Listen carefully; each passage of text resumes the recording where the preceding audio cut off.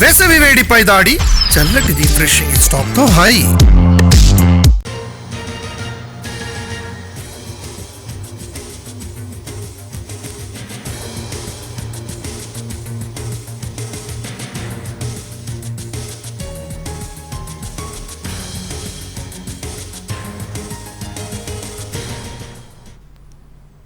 BrahMos advanced version పై Bharat focus పెట్టింది. దీనికి సంబంధించి రష్యాతో చర్చలు జరుపుతోంది. తదుపరి తరం బ్రహ్మోస్ క్షిపణి తయారీకి అవసరమైన సాంకేతిక సహకారం అందించేందుకు రష్యా ఇప్పటికే ముందుకొచ్చింది.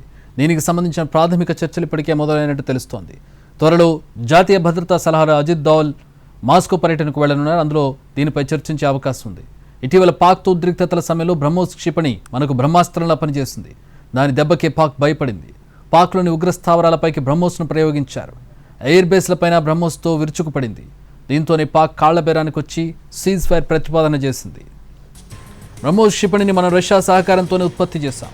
ప్రపంచంలోని అత్యంత వేగవంతమైన సూపర్సోనిక్ క్షిపణుల్లో బ్రహ్మోస్ ఒకటి.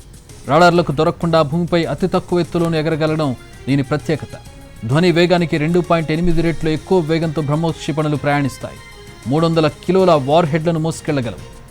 1998లో భారత్ రష్యాల మధ్య బ్రహ్మోస్ క్షిపణి తయారీకి ఒప్పందం కుదిరింది. 1999లో వాజ్పేయి కాంట్రాక్టుపై సంతకం చేశారు. 2001లో తొలి బ్రహ్మోస్ క్షిపణిని ప్రయోగించారు. దశల వారీగా దీన్ని అభివృద్ధి చేస్తూ వచ్చారు. జాయింట్ వెంచర్ అయిన రష్యా మాత్రం బ్రహ్మోస్ను తన సైన్యంలో ప్రవేశపెట్టలేదు.